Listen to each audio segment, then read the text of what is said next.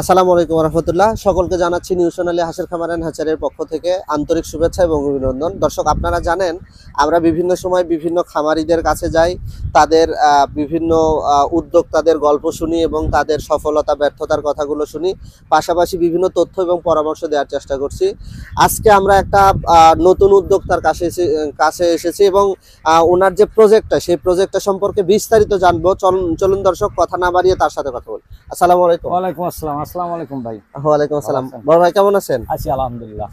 ভাই আসলে শুরুতে একটু আপনার পরিচয়টা দিবেন, আপনার নামটা একটু আমার জানাবেন। নাম মোহাম্মদ সানোয়ার হোসেন। সানোয়ার হোসেন। আচ্ছা, এটা আপনাদের লোকেশনটা কোন জায়গায়? লোকেশন এটা নওদাবাগা গ্রাম, সোনাতলা উপজেলা নওদাবাগা গ্রাম। নওদাবগা গ্রাম। জি।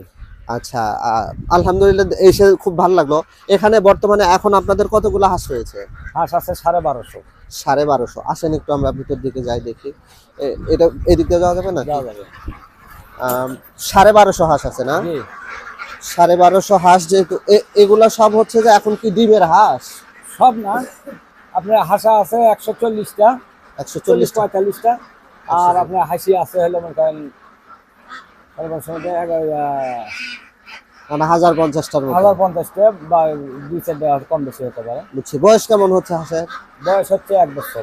1 বছর। ডিম দিচ্ছে তো? জি, আমার আজকেও ডিম দিছে? জি ইনশাল্লাহ আজকে দিন দিছে। আজকে কতগুলো ডিম দিছে? আজকে 525টার মতো দিচ্ছে। 525টা। একটু ডিম কম দিচ্ছে আজকে হাঁস বান্ধা থাকতে মানে একটু না কম দিচ্ছে। বুঝতে পেরেছি।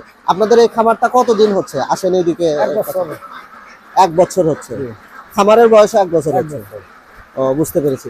এই যে আপনারা যে খামার তৈরি করা, হঠাৎ করে খামারের দিকে কেন আসলেন? হাঁস খামারের দিকে কেন? এই আপনাদের ইউটিউব চ্যানেলে দেখে এই জন্য আর কি। বুঝতে পেরেছি। এই বাচ্চাগুলো কোথা থেকে নেওয়া? বাচ্চাগুলো নেওয়া আমার হলে আপনার কিশোরগঞ্জ থেকে। কিশোরগঞ্জ থেকে নিয়েছিলেন? কিশোরগঞ্জ থেকে বাচ্চা নিয়ে আসা হয়েছিল প্রথমে 1000। সে থেকে মনে করেন যে হাসি হয়েছিল, মনে করেন যে 10% হাসা হওয়ার কথা, 90% হাসি হওয়ার কথা। সেইখানে হয়েছে 90% হাসা আর 10% হয়েছে হাসি। মানে এটাতে আমি একটা ধরা খাইছি আমরা। ও আচ্ছা আচ্ছা। এটাতে একটা ধরা খাওয়া হয়েছে।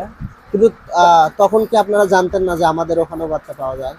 না, ওই যে চ্যানেলে দেখে আর কি ওইখান থেকে ইয়ে করা হয়েছে। বুঝতে পেরেছি। তারপরে 200 হাসা বদলি করলাম। 200 হাসা দিলাম, 200 হাসি নিলাম দিনাজপুর থেকে। আবার তারপরে 650 আপনার দুপচাচিয়া থেকে নিয়ে আসছি। মানে হাসাগুলো আউট করে দিলাম আস্তে আস্তে দিয়ে। কারণ বর্তমানে আমার 1250 মতো হাসা। বুঝতে পেরেছি। আচ্ছা, আমরা এইদিকে যাওয়া যাবে কি? হ্যাঁ। এদিকে? আচ্ছা, যাওয়া চলো। যাবে। দর্শক দেখতে পাচ্ছেন হাঁসগুলো কত সুন্দর, এবং হাঁসগুলোর বয়স 1 বছর, তাই না? 1 বছর। আজকে ডিম দিয়েছে 510টি। আচ্ছা, 510টা যে ডিম দিল, যে খাওয়াচ্ছেন, খাওয়ায়ে সবকিছু মিলে কি লাভ লসের সমীকরণ কি? না, এখনো লাভ হয় নাই, কাছাকাছি আর কি। খরচটা মোটামুটি আর কি ইয়ে চলতেছে। বুঝতে পেরেছি। তার কারণে আমার 2জন লোক আছে, 2জন লোকের বেতন 28,000 টাকা। অনেক টাকা বেতন দিতে হয়। হ্যাঁ, 2জনের লোকের বেতন 28,000। এবারে খাওয়া মনে করেন 2 বস্তা করে ফিট দিচ্ছি, 1 মণ ভুট্টো, 1 মণ ধান। গড়ে একটা হাঁসের 150 গ্রাম 160 গ্রাম খাবার দেবে। বুঝতে পেরেছি। দুবেলা।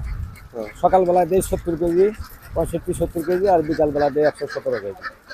তাহলে এই যে এটা এটা আশেপাশে এটা কি বিল? এটা পুরো? জি, এটা পুরোটা বিল। এটাও বিলের জমি ছিল, এরকম নামা। বিলের মধ্যে এটা করা হয়েছে।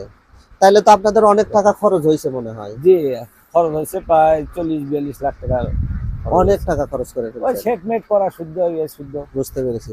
বনেরও সমস্যা। মানে আপনাদের এইটা হচ্ছে যে হাঁসের প্রতি হঠাৎ করে এত আকর্ষণ হলো, বা হাঁসের প্রতি কেন এরকম মনে হলো? ইউটিউব চ্যানেলে দেখে যে তাদের যদি হয়, ব্যবসা তো লাভ লস আছে, লাভের জন্য আর কি আশা করা যায়। এই যে 1 বছর ধরে করতেছেন, তাতে কি মনে হচ্ছে যে সম্ভব হাঁসের ব্যবসাতে? হাসির ব্যবসা সম্ভব, কিন্তু নিজস্ব লোক হইলে অন্তর সুবিধা হয়। এখন 2জন লোকের বেতন মনে করেন, আমার 2জন লোক আছে, 2জন লোকের বেতন মনে করেন 28,000 টাকা।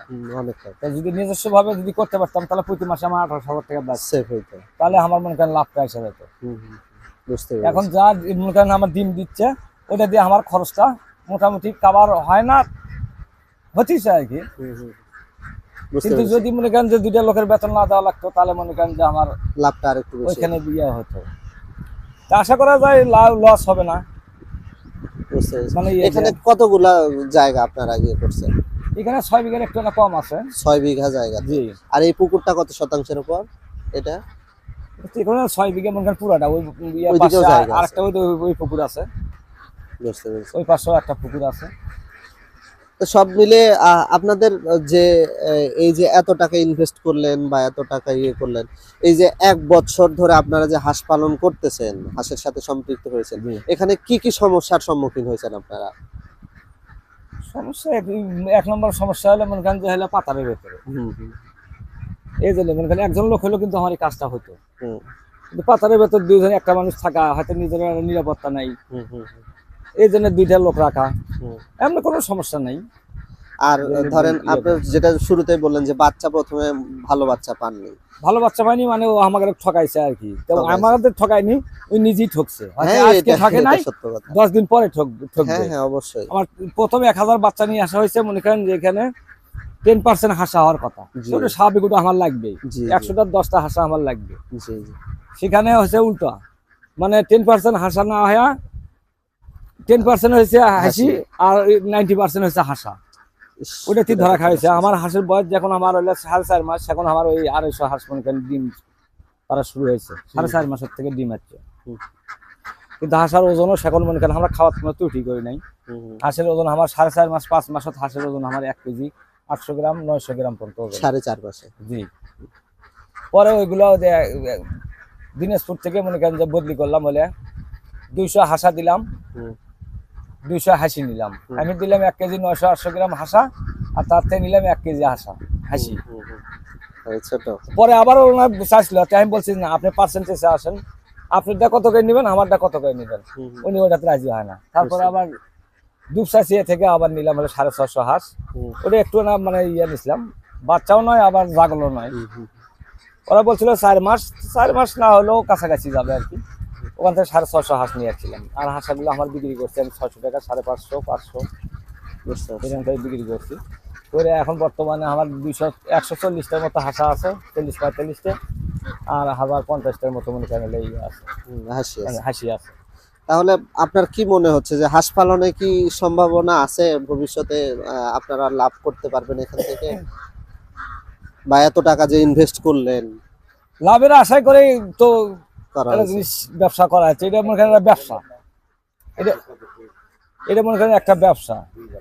কিন্তু আমার ওই ইয়ে হওয়াতেই এখন মনে করেন 2জন লোকের বেতন আমার 30-28 হাজার টাকা দিচ্ছি। হুম হুম তো মনে করেন আবার কিছুদিন পরে হয়তো আবার এক বছর পরে আবার বাড়িয়ে দেওয়া লাগবে। হুম হুম তার কারণ একটা সিস্টেম আছে, হুম। সরকারি আচ্ছা। হোক আর বেসরকারি হোক, হুম হুম। তো তাকে বেতন দেওয়া তো মনে করেন বেড়ে দেওয়া লাগবে। বুঝতে কারণ পেরেছি। লোক যদি না থাকতো তাহলে মনে করেন আমরা লাভ ইয়ে আর একটু করতে ভালো। পারতাম। কিন্তু এখন মনে করেন মোটামুটি প্রায় সেম ঘাটতি হলেও মানে অতটা ঘাটতি হচ্ছে না। হুম, বুঝতে পেরেছি। তো ডিম আমার মনে করেন যে ডিম 700 গেছিল, আবার মনে করেন কমে বাড়ে, এটাই হলো আর এরকম হচ্ছে। সিস্টেম। বুঝতে পেরেছি। আচ্ছা, আপনি একটু যারা আমাদের ভিডিওগুলো দেখে, বিশেষ করে রেগুলার যারা ভিডিও দেখে, অনেক উদ্যোক্তা হয়েছে বা অনেকে নতুন আমরা উদ্যোক্তা। নিজেও দেখি। আচ্ছা আচ্ছা, যারা নতুন উদ্যোক্তা হতে চাচ্ছে তাদের উদ্দেশ্যে আপনি একটু পরামর্শ দেন, কি করবে বা কিভাবে শুরু করবে বা করা উচিত কিনা? পরামর্শ হলে এই, যারা নতুন উদ্যোক্তা আছে তারা আপনারা যদি হাঁস পালন করেন, হাঁসত লাভ আছে, কিন্তু নিজে পরিশ্রম করতে হবে এক। দ্বিতীয় কথা যে হাঁসত ব্যয়বহুল বেশি, হুম মানে প্রচুর খাওয়াইতে হয়। হুম। খাবার খরচটা বেশি হয়। জি, গ্যাস লাগবে। আর যদি না যে আমি খাওয়াবো না, আমি এমনি মাঠে চড়ে ইয়ে করবো, কিন্তু এতগুলো হাঁস মাঠে চড়ান কঠিন হয়ে যায়। কোনোদিনও সম্ভব খাবার হবে না। পাওয়া যায় না। তার কারণ খাবার যায় যে যুগই পাক আপনার আবাদ করে, যেখানেই করুক পতিত কোনো বিয়ে থাকে না। হুম হুম নদীতেও যদি করে, নদীর সাইড দিয়ে মনে করেন ধানের জ্বালা ফালায়, হুম উপরে হয়তো কোনো শস্য বনে, তো তারা তো একজনের ক্ষতি করলে তার ইয়ে করবে হুম না। হুম, তা তো অবশ্যই। এই জন্য হাঁস পালন করবে গেলে প্রচুর ক্যাশের দরকার। হুম লাভ হবে ইনশাল্লাহ, হুম কিন্তু নিজে পরিশ্রম করতে হবে। আমি যদি মনে করেন যে নিজে যদি এটা করতে পারতাম, তাহলে আমার এই 28,000 টাকা আমার প্রতি মাসে সেভ হতো, তাহলে কিন্তু এখন আমি লাভ পেতাম। হ্যাঁ হ্যাঁ, এটা সত্য কথা। আমার বর্তমানে আমার ওইটাই মনে করেন ঘাটতি, হুম, যে আমি খাদ্য খাওয়াচ্ছি ওইটা দিয়ে মনে করেন আমার মোটামুটি আমার সেম হচ্ছে। এখন সেম কিন্তু ওই যে তাদের বেতন তো দেওয়া লাগবে, বুঝতে পেরেছি। ওইটাই মনে করেন যে সমস্যা। তাছাড়া ব্যবসা করলে লাভ লস আছে, হুম সম্ভব। এর মধ্যে হাতে দুর্ঘটনা হতে পারে। হুম। বহুত দেখছি আমি এই যে মুরগি খামার যারা ইয়ে করে বার্ড ফ্লু হয় এমন কারণ সব শেষ হয়ে যায়। তা আমারও একটু না সমস্যা হচ্ছিল। তবে আমার মনে হয় আপনার এখানেও তো পাখি দেখলাম, জি। এই পাখির যদি একটু না আসার ব্যবস্থা করতে পারেন তাহলে বার্ড ফ্লু বা এই জাতীয় সমস্যাগুলো আর হবে না, হবে না। কম হবে। আর আপনি তো ভ্যাকসিন করেন হাসে নাকি? জি হাসে 4বার ভ্যাকসিন দিছি, আবার আইনে রাখছি ওই যে একটু সমস্যার জন্য ত্রুটির কারণে বাইরেছি আলাদা সময় আজকে রাতে মানে রাতে তো দেওয়া যাবে না, ডিম পাড়া হাঁস তাহলে মনে হাতে ডিম ভেঙে যেতে পারে, মানে হাঁস ধরবে গেলে তো দাবা দেবী হয়। দেখি ডিম মানে ভোর 4টার থেকে আর কি ইয়ে দেবো, ভ্যাকসিন করবো ইনশাল্লাহ। দর্শক আসলে বড় ভাইয়ের সাথে কথা বলে সত্যি খুব ভালো লাগলো, ওনার জন্য অনেকক্ষণ ধরে আমি অপেক্ষা করছিলাম, উনিও অনেক দূর থেকে আসছেন।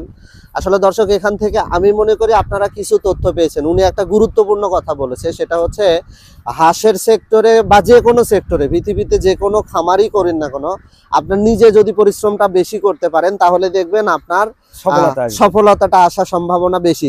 তবে লোক দিয়েও করতে হবে, কারণ হচ্ছে অনেক সময় বেশি হলে তো করতে পারবেন না, তা লোক দিয়ে করবেন। তবে নিজে করতে পারলে, নিজে তদারকি করতে পারলে একটু বেশি ভালো। আর একটা বিষয় বলছে হাঁসের খাবারের বিষয়টা, খাবারটা কিন্তু অত্যন্ত গুরুত্বপূর্ণ। আমি কিন্তু আমার ভিডিওতে বারবার বলি, ভাইও সেই কথাই বললো। যাই হোক, আপনারা আরো তথ্য বা পরামর্শের জন্য আমাদের ইউটিউব চ্যানেল এবং ফেসবুক পেজের সাথে যুক্ত থাকুন।